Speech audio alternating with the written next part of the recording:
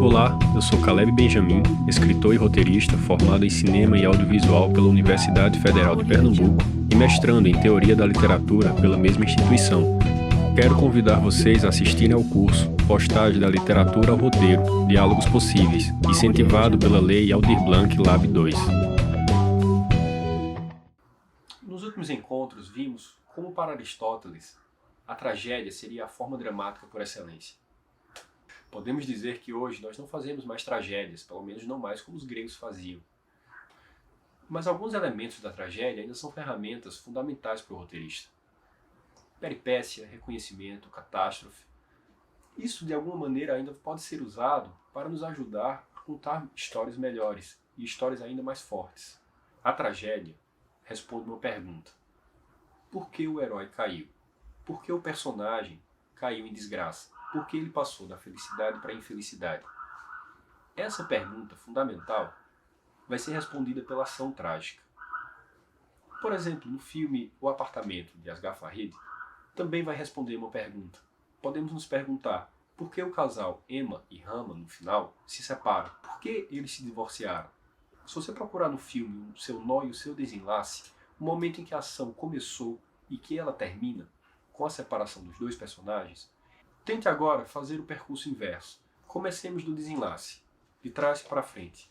No momento em que Rama decide deixar Emad, o que faz com que eles se divorciem não é eles terem deixado o apartamento, não é a agressão que a personagem sofre, mas na verdade é a última ação que o marido dela comete. A última ação que Emad faz é o que motiva ela a decidir deixá-lo.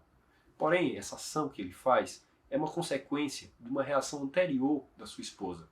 E é assim que o jogo vai, de ação em reação. Pegue a última ação que o personagem fez. Não pule nenhuma ação, nenhum gesto, nenhum diálogo. E depois volte e veja o que aconteceu antes. Vá assim até o nó, até o que começou a ação. E assim você vai entender como se passa do A para o B. Vai entender por que o casal se separou. É o conjunto das ações, o conjunto desses pequenos movimentos, como um efeito dominó, que vai aumentando, aumentando, aumentando e aumentando, até o momento em que se explode e o personagem do marido decide seguir com a vingança. Mesmo sabendo das suas consequências, é a gota d'água que faz com que o personagem da esposa acabe com a relação. Mas para você entender como chegamos nesse ponto, você precisa fazer o movimento inverso, não pular nenhum dos gestos e nenhuma das falas, e ver como uma ação influenciou a outra. Acabou motivando aquilo que a personagem da esposa fez. É essa construção, é esse movimento. Aqui você tem a tentativa do personagem descobrir o que aconteceu. Nós, assim como o personagem do marido, não temos essa informação. O que aconteceu?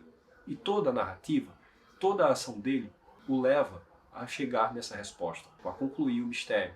Daí em diante, nós começamos a ver ação a ação, cena a cena, como essa escada vai sendo construída, como esse encadeamento vai sendo feito. A esposa quer que ele desista, que ele não tente descobrir o que aconteceu.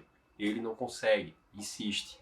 Ao longo das cenas, o relacionamento vai sendo desgastado, enquanto a investigação do personagem avança.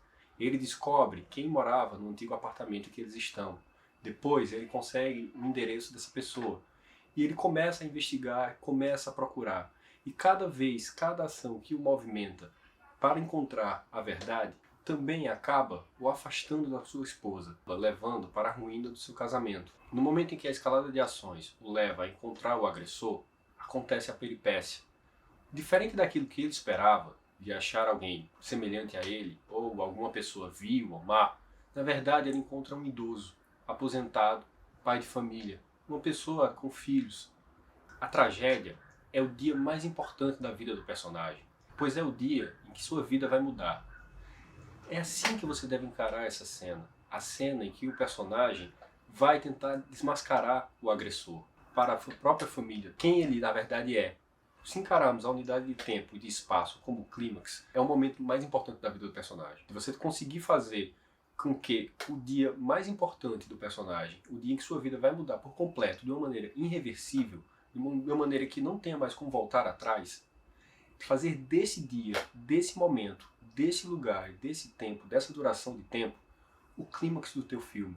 É nesse momento no apartamento em que a mulher reconhece o seu agressor. É esse reconhecimento que leva à ação do marido, de agredir o agressor. É esse momento que leva à sua catástrofe, que leva à separação dos dois. A tragédia responde uma pergunta: por que o personagem caiu? Mas a tragédia também, de certa maneira, ela revela quem esse personagem é. É isso que os filmes fazem. Eles não nos levam a perceber como os personagens mudam, mas eles nos fazem uma pergunta: quem o personagem é? Tudo aquilo que o personagem acredita de si mesmo vai se mostrar ao longo daquilo que ele escolhe fazer como uma ilusão. Por exemplo, o marido achava que ele era um bom cidadão, achava, no começo do filme, que ele era um bom marido. E nós vemos, de fato, ele exercendo essa bondade. Isso é aquilo que ele acredita de si. Porém, ao longo da narrativa, vamos vendo como, na verdade, a sua bondade é colocada à prova. Na verdade, tudo aquilo que ele acredita que ele é, vai ser questionado pela narrativa, vai ser provado pela narrativa, para que no limite, quando ele não conseguir mais aguentar, ele revele sua verdadeira natureza. Perceba que para o marido é mais importante exercer a vingança do que preservar o seu casamento. E isso revela quem ele realmente é. Como vimos na Poética de Aristóteles, a ação revela o personagem. Os personagens são aquilo que eles fazem. Até hoje, os nossos filmes, a maneira como contamos histórias, ela depende de ação. Nós não vamos para o cinema assistir pessoas vivendo suas vidas simplesmente. Nós vamos vendo elas fazendo coisas. Vamos ver elas agindo. É a ação que segura pelo menos 50% da nossa atenção. A outra metade seria o conflito. Isso não estava ainda no horizonte de Aristóteles, mas vem de outro lugar, vem de Hegel, que é o próximo episódio.